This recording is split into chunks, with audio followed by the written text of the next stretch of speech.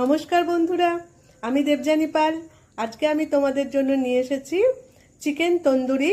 এটা আবার বানাবো আমি ওটিজিতে।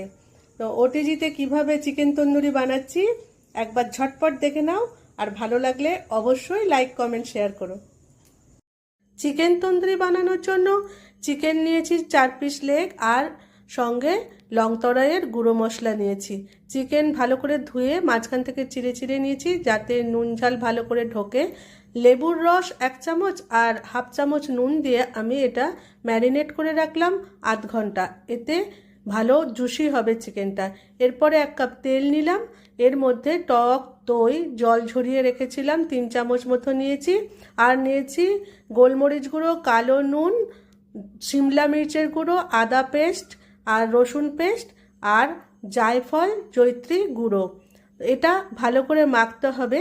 এর সঙ্গে আমি একটু হলুদ গুঁড়ো দিচ্ছি, লং তরাইয়ের লঙ্কা গুঁড়ো দিচ্ছি, আর দিচ্ছি কেশরি মেথি পাতা লং তরাইয়ের। এর সঙ্গে আমি একটু ফুড কালারও দিয়েছি।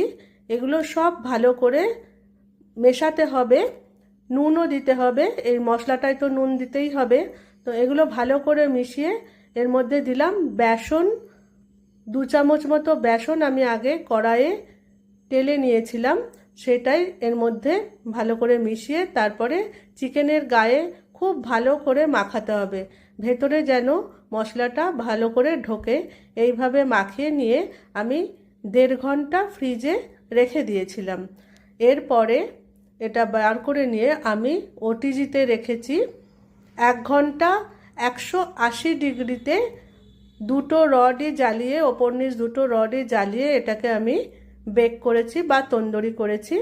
দেখো তোমরা এইভাবে এটাকে সাজিয়ে এর ওপরে বাকি যে মশলাগুলো ছিল সেগুলো দিয়ে দিয়েছি, আর কিছু চিকেনের টুকরোও আমার ছিল, সেই জন্য আর চিকেনের টুকরোগুলো এর মধ্যে দিয়ে আমি বেক করে নিয়েছি। বেক করার পর দেখো কত সুন্দর লাগছে দেখতে। এটা আস্তে আস্তে স্প্যাচুলা দিয়ে তুলে গরম গরম পরিবেশন করে দিয়েছি। কেমন লাগলো অবশ্যই